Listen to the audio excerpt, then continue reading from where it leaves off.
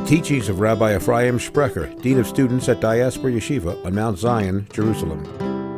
Today's Rosh Chodesh, and it's Hanukkah. And yesterday we took out 3 Sefer Torahs. Which one did we read first? The Parsha of the week. And then we read Rosh Chodesh, and the last we read was Hanukkah. Why is that? Because we have a klal, Tadir Shein the Tadir, Tadir Koidim. When you have 2 mitzvahs coming at you at the same time, David, which mitzvah do you field first? The mitzvah that's more frequent. So since the Parsha of the week is more frequent than Rosh Chodesh, that's read every week, so we read the Parsha of the week. And then Rosh Chodesh comes once a month. And Hanukkah only comes once a year, so therefore that was the last Torah reading. Whenever you have mitzvahs coming at you at the same time, the one that has more frequency has priority, kadima. Now it's amazing that the Parsha of the week, Yosef's dreams, always comes out around Hanukkah time. Yesterday's reading, Miketz, it's always Parsha's Hanukkah. And there Yosef HaTzadik interprets Paro's dreams, and he keeps mentioning God's name over and over again. By his own dream, he doesn't mention Hashem's name not even once. But by Paro's dream, he keeps mentioning Hashem's name over and over again. What is the connection in Hanukkah? So Soloveitchik points out that the more a person is involved in his own life, the more a person is proactive in life and doing for others, the more he sees God in his life. So since by Yosef's own dream, he was totally passive. He told over the dream to the brothers, no input, he didn't become proactive, involved, doesn't mention Hashem's name. But by Paro's dream, not only does he interpret the dream, but he what? He's totally proactive. He's involved, come up with a game plan. I'll be your food czar. He was the head of the startup nation, Yosef HaTzadik, Jewish genius. The original Alan Greenspan, right? The Secretary of Treasury, right?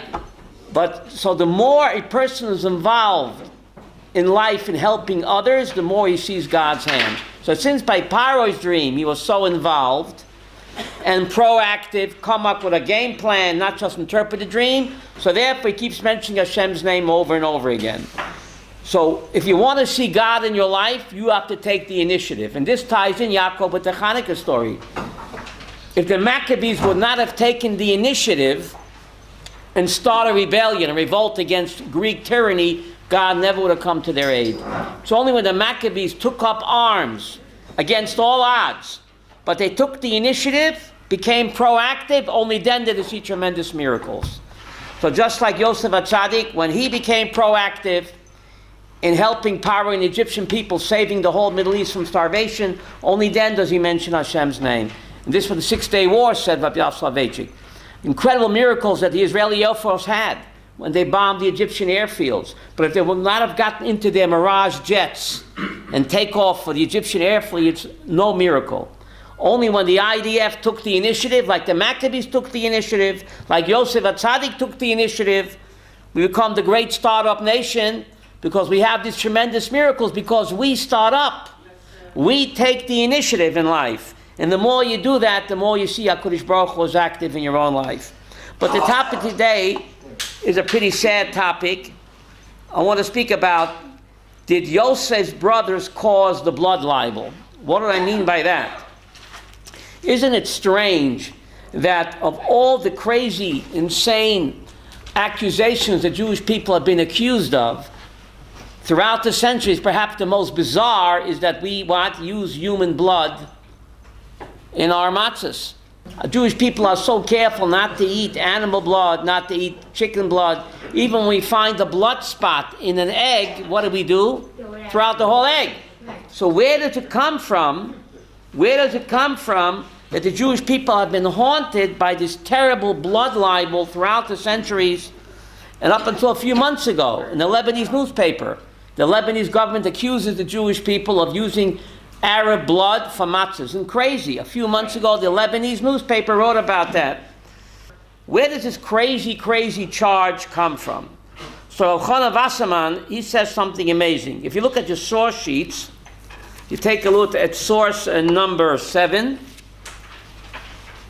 he says something amazing. Source number 7. Yishchatu b'nei Yaakov Sirizim. It's in Pasha Yosef. So when they sold Joseph to cover up their crime, what did they do in source number 7? They shechted a goat and they dipped Joseph's coat in what? In goat's blood. Rashi says, why goat's blood? Why not chicken blood? So Rashi says, because goat's blood is almost identical to what? To human blood. You hear what? That's what Rashi says. So they caused this tremendous anguish to Yaakov Avinu. Not only did they sell their brother, but to cover up their despicable crime, they used goat's blood, which resembles human blood. Therefore, Rav Chana Wasserman says that therefore, Mida Keneged Mida, we have been accused of what? Of using human blood in our Jewish rituals, because the founders of the Jewish people, the 12 sons of Jacob, they used goat's blood, which looks like human blood, to cover up their terrible crime. So boomerang, Mida Keneged Mida, said Rav Chanan, therefore we are accused of using human blood in our Jewish ritual. It's frightening. The Zohar Kodesh says, because we're still guilty of sinat chinam. That sinas chinam that the brothers had for Yosef, unfortunately, still haunts us until this very day. There is the sinat achim among Jews, and that played out in the Hanukkah. We forget. We try to sweep that under the rug. It was Jew against Jew. Because the Maccabees, before they fought the Greeks, who did they fight? Hellenized Jews. It was Jew against Jew. And those seeds were planted when? Yosef and the brothers. Wasn't that a civil war? Yosef against the brothers? So that seed of hatred of brother against brother that resulted in the Hanukkah revolt against the Hellenized Jews and then the Greeks, that had its seeds planted in Yosef and the brothers' hatred towards Yosef. It was the original civil war, and they used goat's blood to cover up their crime. So we're still haunted by that sinat chinam. Unfortunately, we have these cases where Jew and Jew cannot get along, unfortunately, until today. And when did the sale of Joseph take place? Says Pirkei Rebbe, the sale of Joseph took place on the 10th of Tishrei, which happens to be what? Yom Kippur. And the Navi says that they used the money to buy shoes. And that's why we don't. Therefore, we take our shoes off when? On Yom Kippur, as a tikkun. Because the brothers sold Joseph on the day is going to be Yom Kippur, and they used the money to what? Buy shoes. So therefore, as a tikkun, we take our shoes off on Yom Kippur. And it gets even more complicated. Why on Yom Kippur do we bring 2 hairy goats? One goat goes to Hashem, and the other goat goes to Azazel. So why do we do that? Strange. If you look at the source number 1, the holiest day of the year, source number 1, you take Shnei Sirei Izim. You take 2 hairy goats lechatas for sin offering. One goat goes to Hashem, and the other goat goes to Azazel. What is Azazel? It's a cliff where you push the goat off and you say, so long, sucker. What is that all about? What is that all about? Very strange, right? But before we get to that, look at source 1, Pasuk Chaf Aleph. The Samach Aaron Ishtei Yod of Harosh HaSayir Achai. Aaron places his 2 hands on the head of the living goat, and he confesses all of the sins of Bnei Yisrael, and then he sends it, V'nosam osam al Rosh HaSayir v'shilach b'yad ish iti hamidbara. So one goat gets sacrificed on Mizbeach in the Beis HaMikdash. The other goat, where the high priest confesses all of the sins on the head of the goat, and then the goat is led outside of the city over a cliff in the hands of a Yad Ish Iti. In the hand of a, what does Ish Iti mean? The Hebrew word iton. which means what? Newspaper comes chano from the word iti. What does iti mean? Like time. For the times. A man of the times. What do you mean you send the hairy goat over the cliff by a man of the times? What is this all about? Who is Azazel? So Pirkei Eliezer says that Azazel is Samal, Satan. Yiddish? Yeah. So on the holiest day of the year, we offer a korban to Satan. It's bizarre. So therefore we do it through a goyrol, a lottery. The Kohen doesn't actually choose. He sticks his hand in a kalpi and he pulls out one for Hashem, one for Azazel.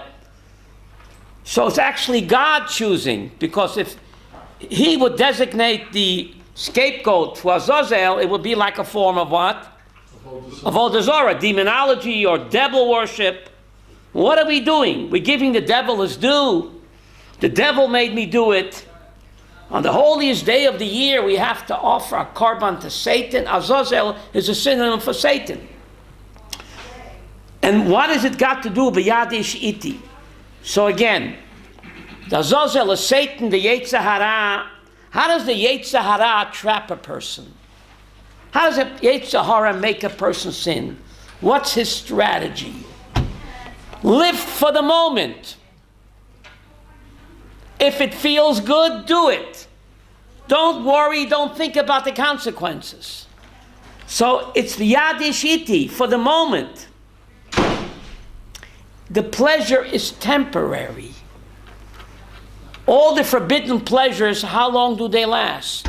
It ain't over till it's over. But how long? The greatest pleasure of all. It lasts a couple of minutes, and then what are you left with? Guilt, sin, AIDS, VD. But a person doesn't think about it while he's doing it, because b'yadish iti, that's the game plan of the Yetzer Hara, to trap the moment, to trap the person to do it just for the moment. Don't think about the consequences. Because the pleasure is temporary, but then the guilt and the consequences are what? Forever. So the Hebrew word iton comes from iti, it's for the moment. What do you do with old news?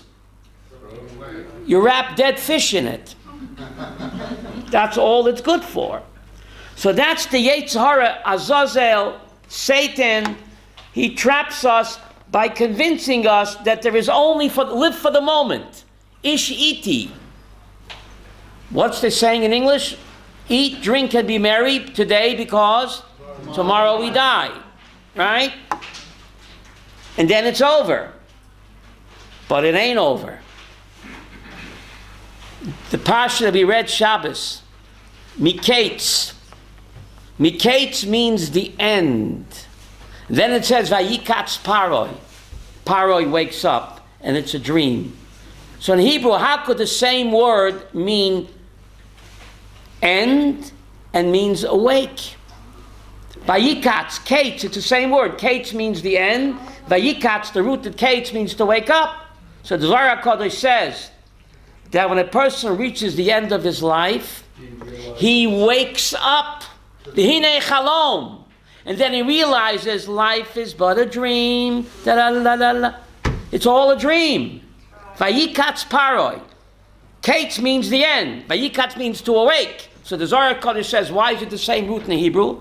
Because when a person reaches the end of this physical life on earth, he awakens in Olam Haba.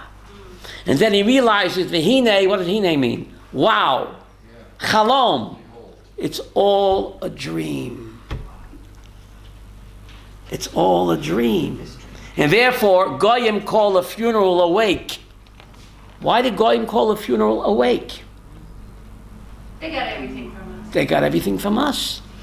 Vayikatz, Kates means the end. When you reach the end, it also means you wake up on the other side. So, but the Satan wants you to forget that there's another side. He says, is that all there is? This is all there is. And that's how he traps a person.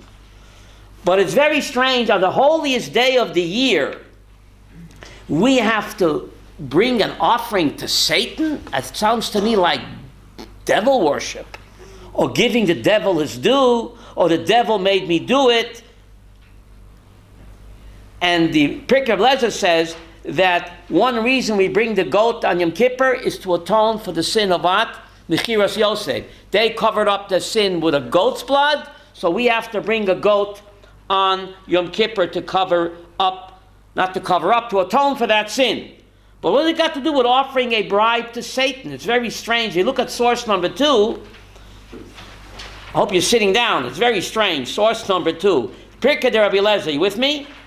Source number 2, I think it's underlined in yellow, no? Yes. Omer Samal, Lifnei HaKadosh Baruch Hu, who's Samal? Satan. The Yetzer Hara. Ribono Kol Olamim, Master of the Universe. Follow me on source number 2. Al Kol Umat Olam, Nosati Li Rishus.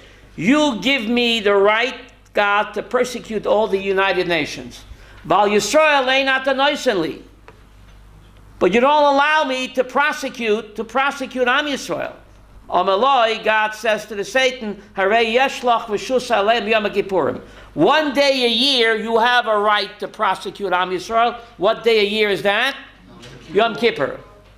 Im yesh lahem chet, if they have sin, v'lav, if not, ein lecha v'shus aleim, you have no right to what? To punish them.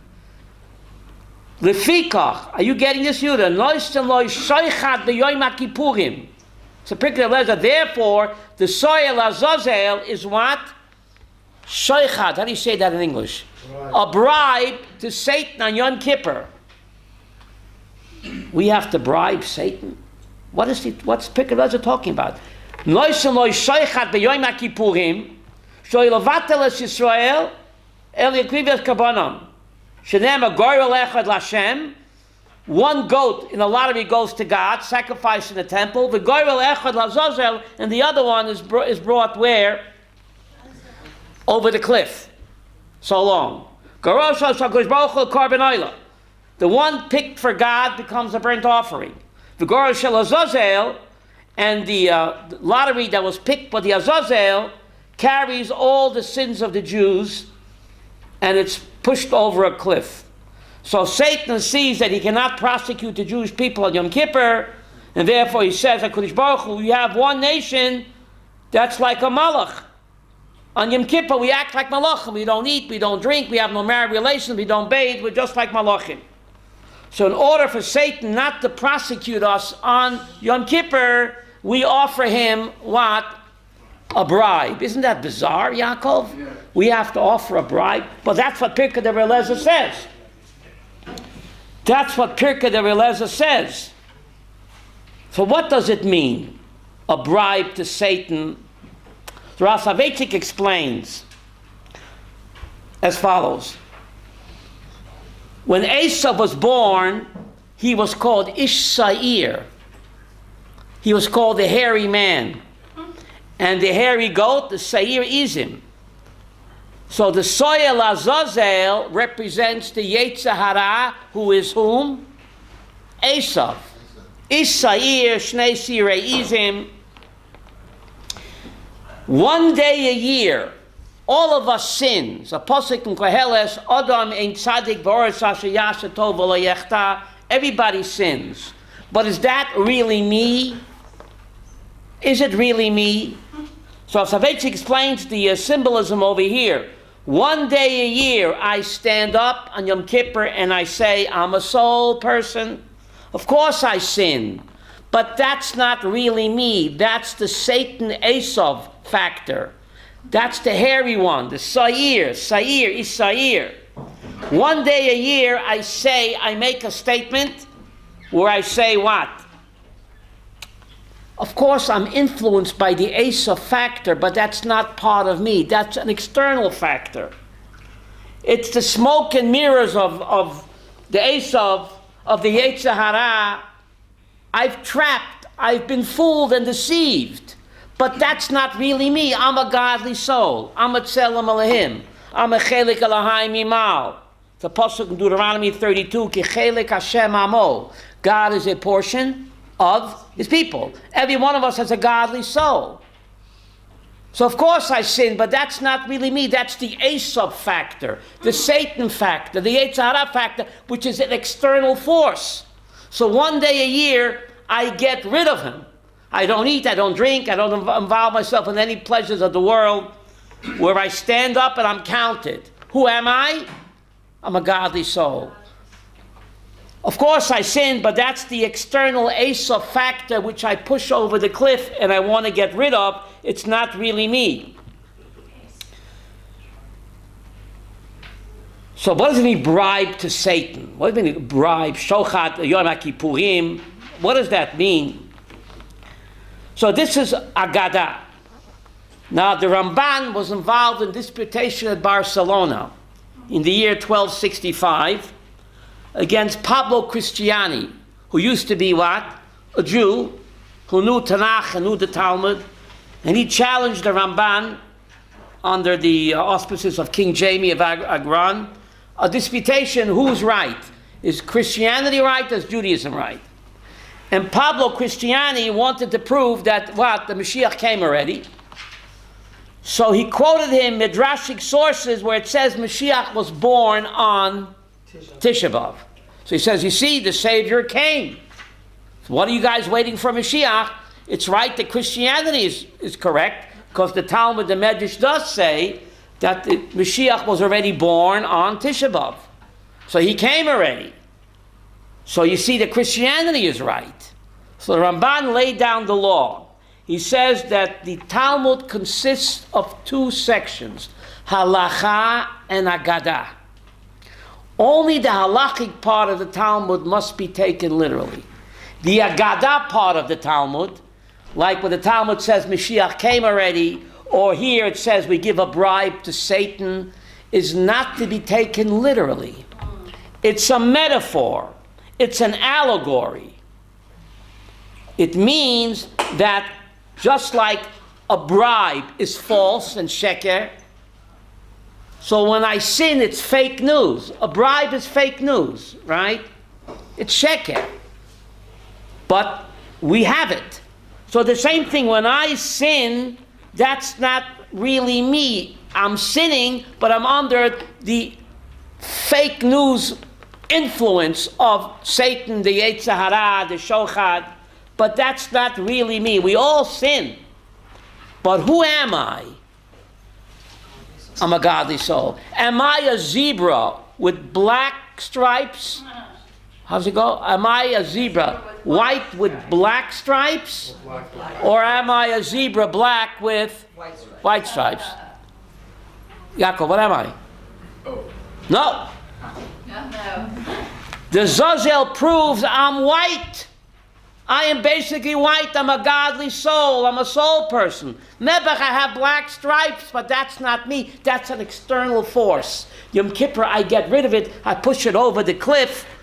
Sins can't be pushed over a cliff, but it's a metaphor that I want to do teshuvah. I'm really white. I never have black stripes, but basically I'm white and pure because I'm a tzelem elohim, chedek Elohim mimal. I'm a godly soul. So I want to do teshuvah. So one day a year in Kippur, I identify with that. That's why you can't study Talmud without a teacher, because otherwise you get mixed up. Like giving a bribe to Satan, Mashiach came. This is only metaphor. It's allegory. Only the halachic part of the Talmud must be taken literally. Says the great Nachmanides in 1265 at disputation of Barcelona. But the Agadah part of the Talmud is not to be taken literally. It's a metaphor. So this is a metaphor. It means that I am basically a pure, good person. But I succumb to the Asa factor, just like a bribe is fake news. It's false. So I sin, but that's fake news. It's false, and I realize that. We all fail. But basically what? Deep down beneath, I'm a godly soul, and I want to do better. I want to become a better person. And this ties in so much with the brothers. The brothers doing teshuvah, they finally saw the light. They did terrible sins against Yosef HaTzadik, but they did teshuvah. They did teshuvah. They sinned with the hairy goat by dipping Yosef's coat in blood, the hairy goat. So therefore we bring a hairy goat when? On Yom Kippur, because when did the sale of Joseph take place? And when did they cover up the crime with the goat's blood? On Yom Kippur. So therefore we bring a hairy goat on Yom Kippur. In Judaism, the way you sin is the way you win. We sinned with a hairy goat by covering up the crime. So we do teshuvah by bringing what? A soyel Hashem, soyel Azazel. We sin. All of us sin. But we feel bad about it. And I can use that sin to become a better person. The brothers became better after the sin. Yosef HaTzadik also sinned when he slandered the brothers. But he did teshuvah also. He treated them with such kindness and graciousness. So everybody makes mistakes. But what do you do after you make the mistake? Do you brood about it? Is your life destroyed? Or do you get up and what? Pick up the pieces and what? Become better for it. There's a pasuk in Mishlei, Sheva Yipol Tzadik Bekam. The tzaddik will fall 7 times. So why is he called a tzaddik if he falls? Bekam. Because he keeps getting up. Everybody falls. But what do you do after the fall? The evil person remains. He says, there's no hope for me. I might as well wallow in my misery. But the tzaddik also fails, but he gets up. And he tries to better himself. Like Yosef, the brothers. And that's a message for us, that God always gives us a second chance and a third chance, as long as we are sincere. If we try to do better, and we say, Hashem, of course I sinned, but that's not me. That's the Satan, that's the Azazel, that's the Esav factor, that's an external force, and I want to get rid of it. God help me. God only helps those who what? Help themselves. So that is the message of what? Of the goats on Yom Kippur, the sale of Joseph. Unfortunately, we still have the sinas achim among ourselves, unfortunately. And if we don't get rid of it, we'll have to wait for Mashiach to come to help us get rid of it, right? Right? So the message of the 2 goats, one went for Hashem and one went for what? For Azazel, right? So what about today, says Rav Soloveitchik? What about today? We ain't got no korbanos today. How do we atone for today? Says the great Rav Soloveitchik, our tzorot in life, that's our korban.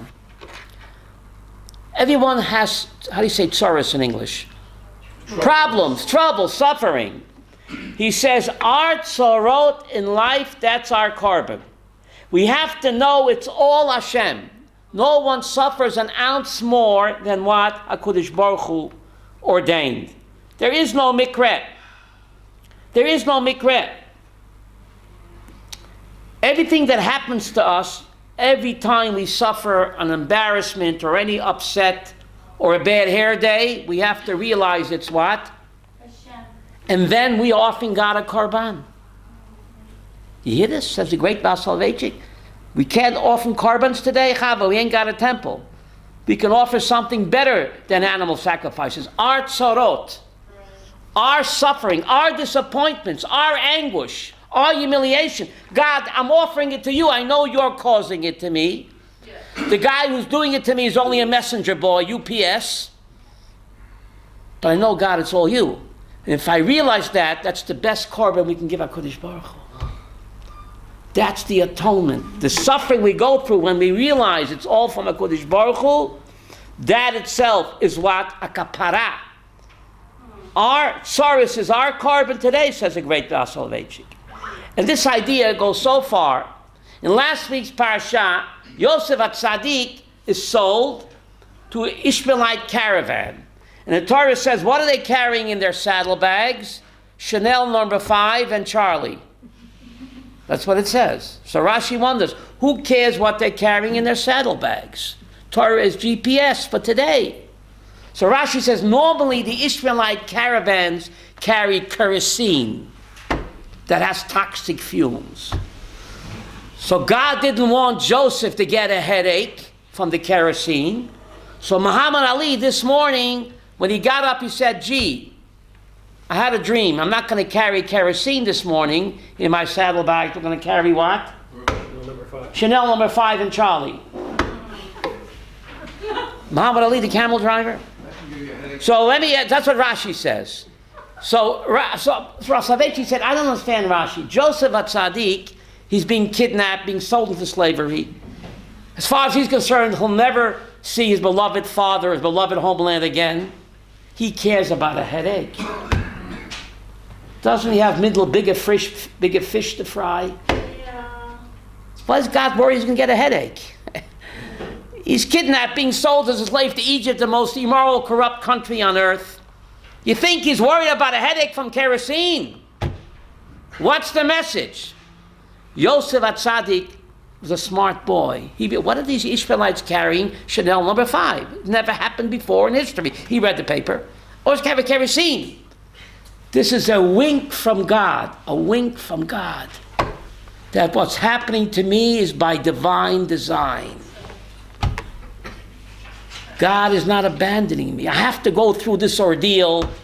He realized that he accused the brothers falsely of calling the other brothers slaves, so he has to be a slave. But that anguish doesn't include an extra headache. So therefore, instead of carrying kerosene in their saddlebags, the first time in history the Ishmaelite caravan was carrying what? Chanel. Yosef was a smart boy. He realized that it's all orchestrated by God. And what's the message for us in the year 2019? We all have tzaras in life, but no one suffers an ounce more than what Hashem ordained it. It's all measured out. No one gets an extra headache. No one gets an extra what? Boo-boo that Hashem did not ordain.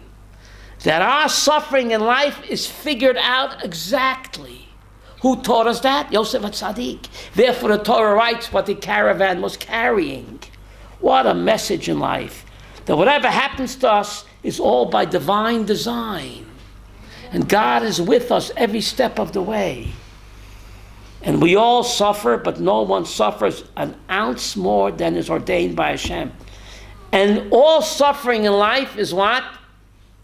It's tough love. It's all tough love. We have to realize that. It fits in with Hanukkah. We thank God, Allah Nisim, we thank God for the salvations and the miracles and the victories. Then we also thank God for the battles. Isn't that bizarre? Chanoch. I understand thanking God for the victories and the salvations and what? But why thank God for the battles? Middle. Why do we thank God for them? Allah Nisim. I'll tell you. Good. It says by the menorah, katit lamor. The menorah needs olive oil, crushed, beaten to shine. Says the Medrash, who is the olive oil that's being crushed and beaten? We are. We are God's olive oil. And we can only shine when we're crushed and beaten. Is the olive being punished? Poor olive. Katit lamor, it says that the menorah is only kosher if the olive is squeezed, crushed, and beaten. Only then can the menorah shine. And that's only a metaphor for what, Chava? For us. Only when the going gets tough, do the tough get going. So in order to get us to shine, we all shine on. God has to squeeze us and crush us. We're not being punished. Because to bring out the best in us, he's got to squeeze us. I think it's called growing pains. If you look back in life, Chanoch, spiritual growth, and I know, comes only, personal experience, only from hard times. Spiritual growth comes only from hard times. I know myself. Yes? Don't we say, though, that the source of evil is internal because it's the unrectified, untrained heart, and we can choose to do evil? No, that's... With egocentricity? That's the whole idea. That a Jewish person is born with a godly soul. Every human being is born with a godly soul. But we're born with an extra dose of godliness. So the human being is basically what? Good.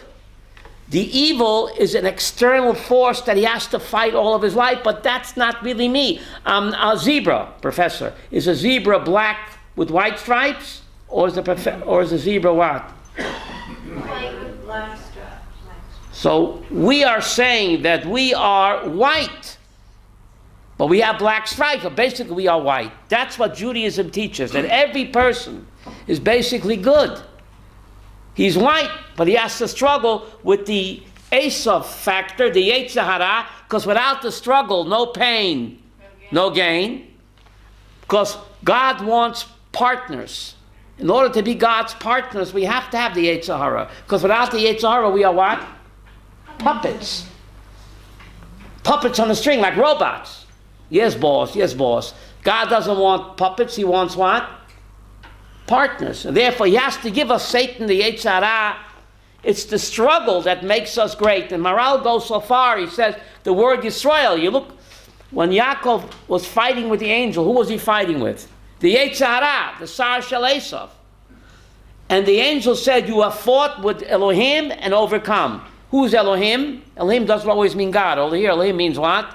The Malach. Which Malach was he fighting with? Satan, the Yetzer Hara. Don't we all wrestle with our own personal demons? All of us wrestle with the Malach.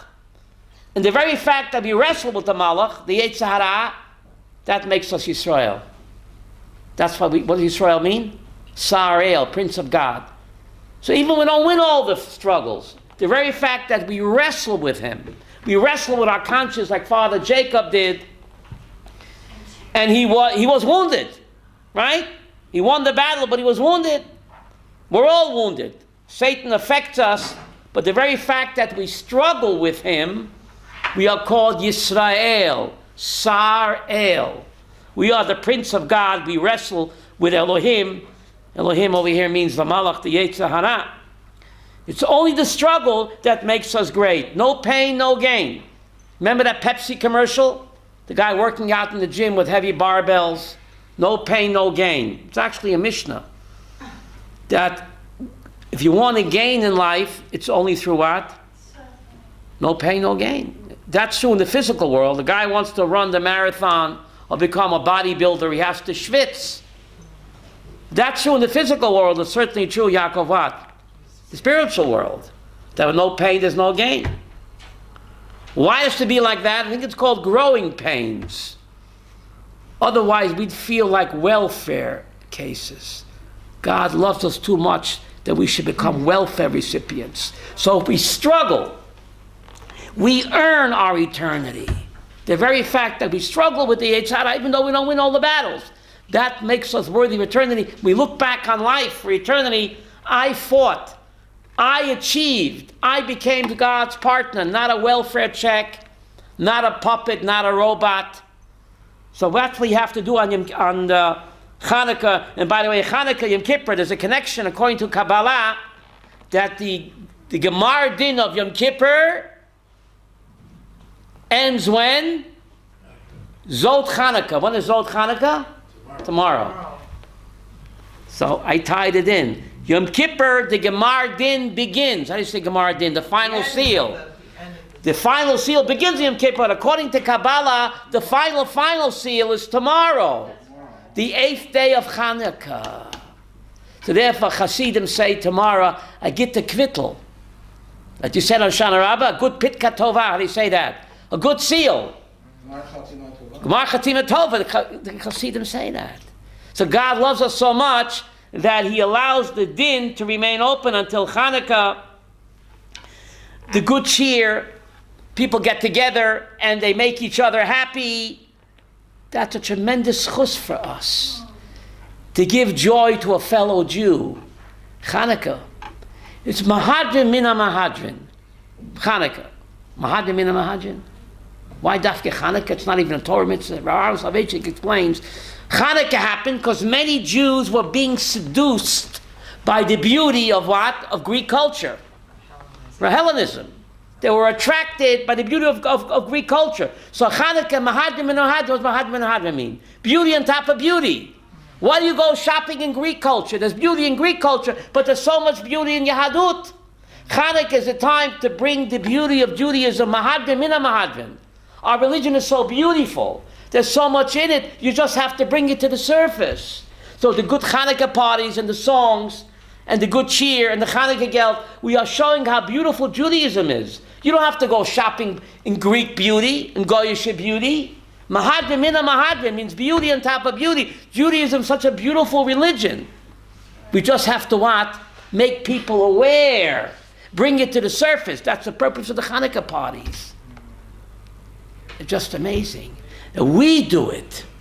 We do the Mahadran. It's not even a Torah mitzvah, Hanukkah. But Hanukkah, that's how we fight beauty with beauty. Instead of being seduced by Goyish beauty, Hanukkah means chinuch. Teach your children, chinuch. Educate your children of the vast beauty contained where? In Judaism. Hanukkah is a time of chinuch to teach our children and us about the Mahadran, the beauty of the Jewish religion. And therefore the rabbis focus Mahadran, Dafka, and Hanukkah, because that's the antidote for the Mahadran of Greek culture. As our Mahadran. And many Jews never fall in with the Xmas season, Leilenu, and New Year's. We have our own beautiful religion. Hello! You just got to open your eyes and appreciate the beauty of Judaism. Hanukkah also means dedication. Dedication, but also means chinuch. Right. We have to dedicate ourselves to education. What education? The beauty of Judaism. Elisheva, not Judaism alone. The beauty of Judaism. Mahadrin. The chinuch. Dedicate ourselves, Hanukkah, to the beautiful chinuch. There's so much beauty in Judaism, it's not stressed enough. It's not a burden, it's a beautiful opportunity. You just have to open your eyes and see it. And Hanukkah is the time to focus on that. For more of Rabbi Sprecher's teachings, visit rabbisprecher.com.